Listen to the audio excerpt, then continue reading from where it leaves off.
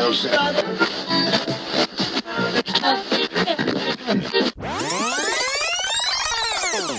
everybody and welcome to another Transformers Rewind review. In today's video we're taking a look at kind of one of my grails of the Transformers animated collection. This is the Voyager class Blackout. Now Blackout didn't get a US release, he was just released over in Japan. This is the Takara TA-20 Decepticon Airborne Soldier. We've got Blackout on the front there, we've got him already converted into his vehicle mode, and taking a quick look around the box, we've got Prime and Megatron on the side there. We've got Blackout again, this time being displayed with Bumblebee in kind of an action pose. And then we've got the features that are included with Blackout, what he can do, and other figures included in the line. And then we've got Blackout on the side there. So without further ado, let's crack him open. And here we have him out of his plastic prison. And doesn't he look fabulous? Now, Blackout is, of course, a kind of remold and rehash of Lugnut. A Lugnut who I still don't have. I was really contemplating getting him. I just wasn't sure because I'm a scale junkie and scale on Lugnut really doesn't work. But then I saw Blackout, couldn't really pass up on Blackout. And yes, the scale doesn't work for him either really, but he still looks like a sensational figure. So I'm kind of thinking that I really should get Lugnut as well now. But this is a fabulous looking piece. Really happy with how this has come out. The colours are extraordinarily nice. I think that's something that Takara definitely had over Hasbro back in the day. The paint apps on some of their products were just incredible. Really nice. And this is aged really nicely as well. It still doesn't look out of place in people's collections. Now obviously in terms of scale, he is relatively small. You really want this to be at least kind of double the size of that compared to the likes of Prime. But I don't actually have any of the animated Legends. So if you get some of those, I think they've done like a Universe 2.0 Bumblebee, I think, which is based on his animated version, then that wouldn't scale too badly actually. I think that would look pretty decent. But for now, I think vehicle-wise at least, he needs to be a lot bigger when you're comparing him to what I call kind of the definitive animated scale.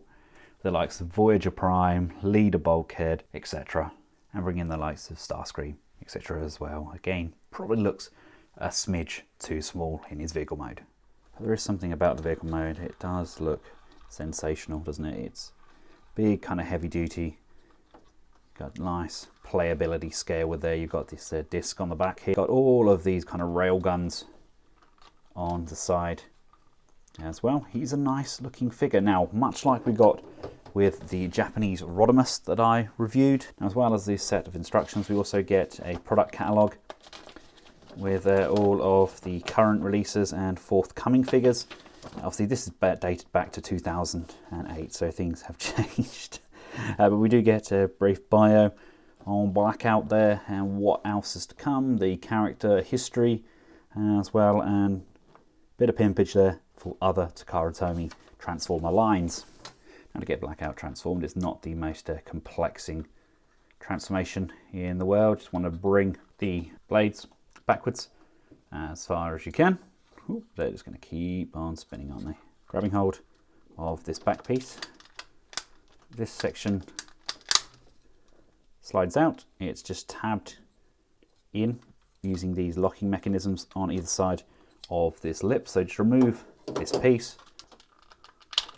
This panel is going to come down, and then this piece here will lift up and come backwards. This is going to rock all the way around and tab in to the underside, locking and securing into position, and then we can just untab these legs, bring them all the way down and bring his toes out. So again on this side, bring that leg all the way down, bring the toes out.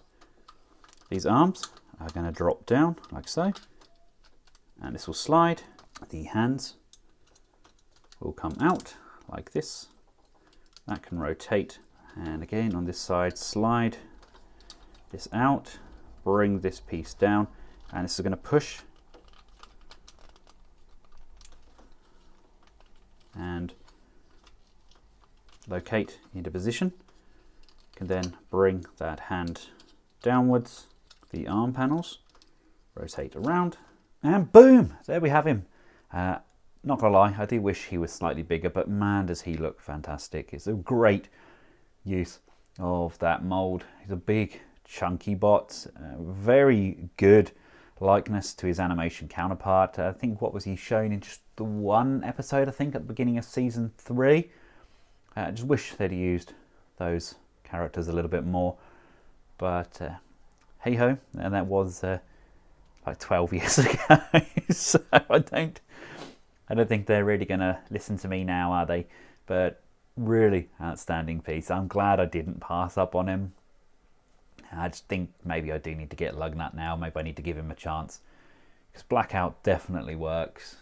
He does look sensational. I'm just going to have to bite the bullet and just say, okay, it doesn't scale, but it's not the be all and end all. It's not the end of the world. At the end of the day, we have an amazing looking Transformer in our collection, whether he scales or not. As well as being a darn gorgeous looking bot, we can add his weapon on here as well. So you want to just fold his hands in, rotate this panel around. You can do this with either arm, and the way this was attached to the rear of the jet, you kind of just want to do the same thing again, just hook that over, and this is a firing mechanism. So you want to just pull down on this trigger and woo, there we go. That's his Gimmick. Can't say I'm a huge fan. I think it looks a little bit clunky, but at the same time, I mean, I guess you can make it work. Just a matter of kind of posing it as best you see fit. I love the fact he's got all these extra guns and ammunition on him. We have rotation on the arm. We have that butterfly joint on the arm. There's an upper bicep rotation as well. There's a bend on the elbow, albeit a very hollowed out forearm. We have articulation on the hands, and we have claws that rotate. We have waist rotation there. Can't really get his head to do much. That's kind of just in that fixed position. Legs can come out, back, up to the side, upper knee rotation there. Bend on that knee, and we do get a little bit of a pivot on the toes. But all in all, I mean, if you want Blackout, he pretty much ticks every box. Me going on about scale is just me doing exactly that. I'm just being pedantic. We have a wonderful looking figure, whether he be small or not. I mean, if we decide to display him with the Legends style or even the Activators, then yes, he could well be perfect scale. So it's depending on where you want him in your collection, but I highly recommend you get him. If you can get him, he is a bit of a rarity these days. I was lucky enough to get a deal on these and some of the other Takara figures, but if you can get him, it's highly recommended. Here he is alongside some of his Decepticon comrades, just to give you an idea of that scale. See, he doesn't look ridiculously out of place until you know the scale. But as a standalone figure, if you just want him displayed, then he does look sensational. But if you are a scale junkie, then that's just something you need to bear in mind. You kind of need to take the goods with the bads. So on that note, thank you all for tuning in. Thanks for watching another one of these Rewind reviews. I have included a link at the end of the video which takes you through to the Rewind playlist. Make sure you check that out, see if there's any of the old funky figures that you've completely forgotten about that I could help revive your love for. Until next time, from myself, Blackout, and the rest of the Collectables household, thanks for watching. Goodbye.